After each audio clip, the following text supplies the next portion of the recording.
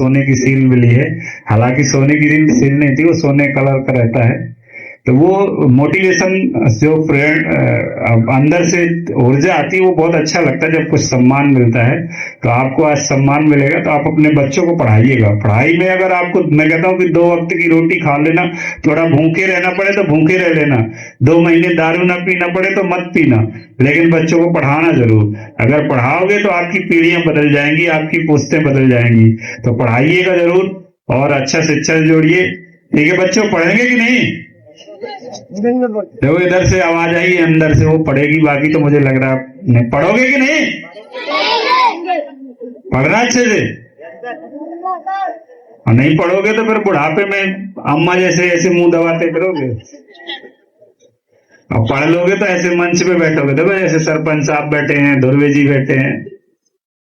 ठीक है, तो बहुत बहुत धन्यवाद। फिर आगे अभी और भी प्रोग्राम है ना, तो अच्छा करिएगा। किसी को कोई मुझसे सवाल पूछना हो तो पूछ सकते हो आप लोग, तो फिर मैं उस हिसाब से आपको बताऊंगा।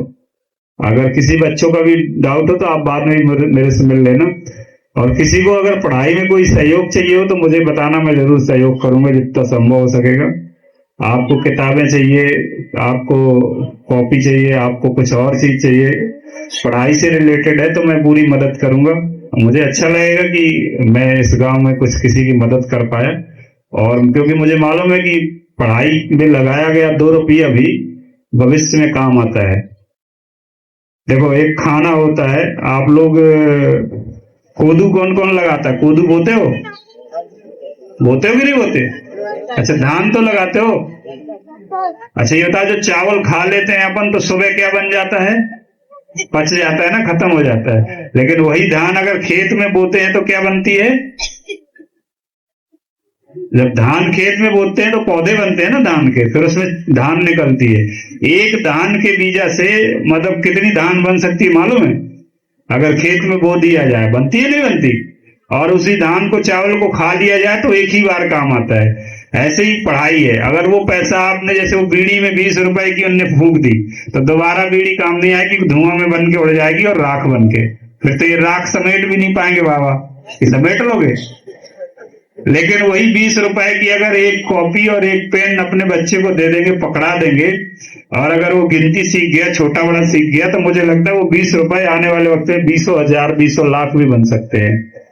अगर हमारे पिता ने वो 200-200 रुपए नहीं दिए होते, हमें नहीं पढ़ाया होता, तो आज हमें ये सब कुछ नहीं मिल रहा होता।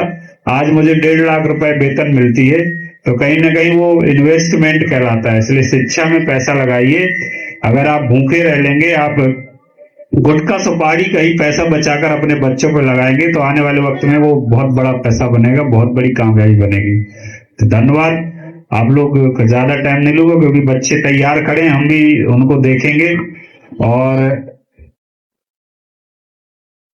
ठीक है, थैंक यू, जय हिंद।